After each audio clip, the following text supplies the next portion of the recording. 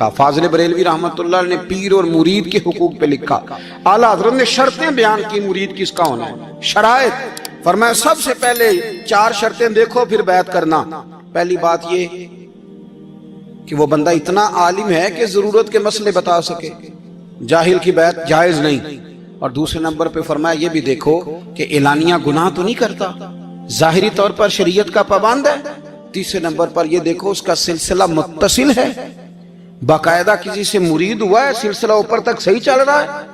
اور فرمایا چوتھا یہ ضرور یاد رکھنا کہ خلیفہ مجاز ہو, کسی شیخ کامل نے اسے اجازت بھی اپنی مرضی سے نہ بن کے بیٹھ گیا ہو کہ مجھے تویز مل گئے ہیں, یہ نہ ہو. فرمایا ان چیزوں کو دیکھو اور پھر پوری پابندیاں لگائیں.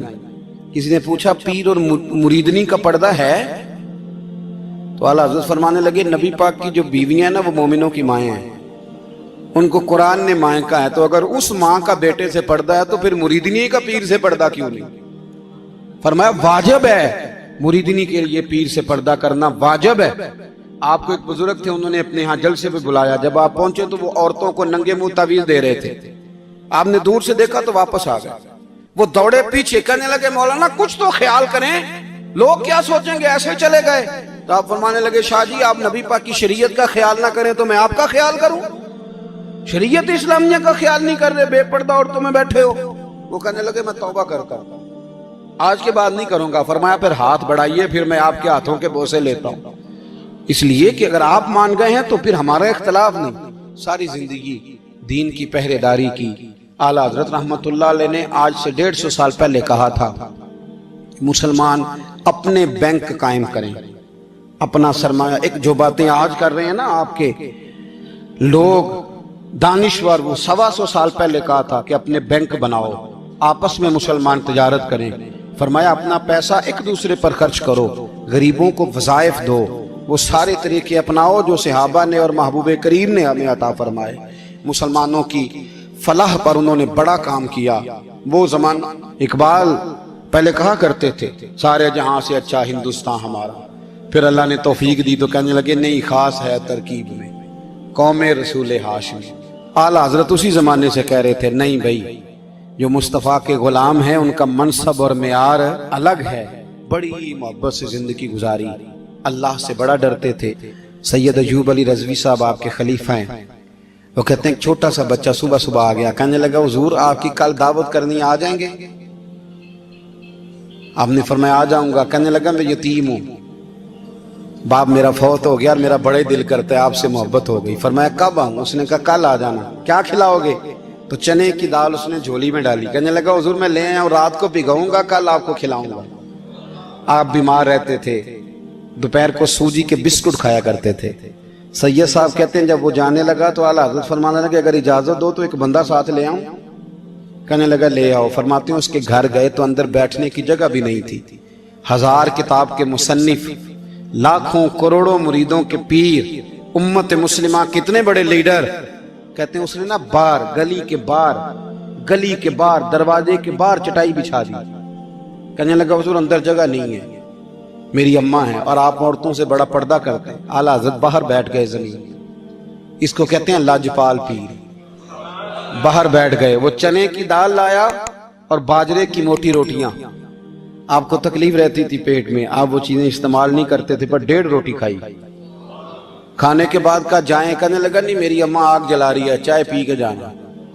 وہ چائے آئی, جو بندہ سڑک سے گزرتا حضور جہاں بیٹھنے, فرمایا جاؤ کام کرو, دعوت ہماری ہے تمہاری نہیں, جاؤ اپنا کام کرو. وہاں بیٹھ کے کھانا کھایا. جب واپس نکلے تو اس بچے نے اجازت دی جائیے. واپس آئے تو کچھ چہرے پہ کمزوری کے آثار تھے, کچھ تکلیف پیٹ میں شروع ہو گئی. سید صاحب کہنے لگے حضور آپ نے کیا کیا, بیمار ہو جائیں گے. فرمانے لگے ایوب علی یار بیماری تو ٹھیک ہو جائے گی, پر تو نے دیکھا نہیں یتیم کا دل کتنا راضی ہو گیا ہے, کتنا راضی ہو گیا اس کا دل, کتنا وہ خوش ہوا ہے. اور فرمایا جب یتیم راضی ہوتا ہے تو اللہ بھی راضی ہوتا ہے, اللہ کے نبی بھی راضی ہوتا ہے. بڑی پرہیزگاری والی زندگی گزاری. 3 باتیں ان کی زندگی کا اصول تھا. ایک فرماتے تھے تمسک بالدین کرو, مضبوطی کے ساتھ دین کو پکڑ لو. اور دوسرا فرماتے تھے جو اللہ رسول کے دشمن ہیں ان سے ہمیشہ بچو, جو ذرا بھی کہیں بے ادبی کرے اس سے پرہیز کرو. اور تیسرے نمبر پہ فرماتے تھے اگر سکھی جینا چاہتے ہو تو عشق رسول میں جینا. لوگ کہتے ہیں نماز میں دل نہیں لگتا، محفل میں سرور نہیں آتا، ہم جب اینک تنقید کی لگا کے جاتے ہیں تو کیسے مزہ آئے گا؟ جب ہم سامنے والے کو اچھا ہی نہیں سمجھ رہے، سب سے اچھے ہم خود ہیں۔ میں اکثر کہا کرتا ہوں کہ جب تک ہم تھوڑا سا نیچے بیٹھ کے اوپر نہیں نہ دیکھتے، بندے ہمیں بڑے نظر نہیں آئیں گے، چھوٹے چھوٹے نظر آئیں گے۔ ہم ہمیشہ اوپر کھڑے ہو کے نیچے دیکھتے۔ مہربانی فرمائیں۔ بڑی شاندار بات لکھی اعلیٰ حضرت بریلوی نے ملفوظات شریف میں۔ آپ فرماتے ہیں دو بڑے زبردست قاری تھے، تلفظ اچھا ہی ہونا چاہیے، لیکن اس کا یہ مطلب نہیں کہ پھر آپ سب پہ تنقید ہی کرتے رہے۔ اعلیٰ حضرت فرماتے دو قاریوں نے نا ایک بزرگ کے پیچھے نماز پڑھی، تو ان کے نا کچھ قواعد مستحب، کچھ قواعد ٹھیک نہیں تھے، تو کہنے لگے شہرت تو بڑی سنی تھی، پر بابے کو تو قرآن بھی صحیح نہیں پڑھنا تھا۔ یہ اعلیٰ حضرت نے لکھا ہے، چھوڑو جو یہ بھی کو بلی ہے۔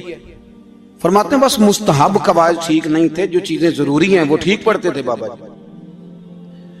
اب ان دونوں نے تنقید کی دل میں، اور باہر نکل گئے ایک دوسرے سے کہنے لگے یار کتنا سوچ کے آئے تھے، پر یہ تو قرآن پاک بھی ٹھیک نہیں پڑھتے۔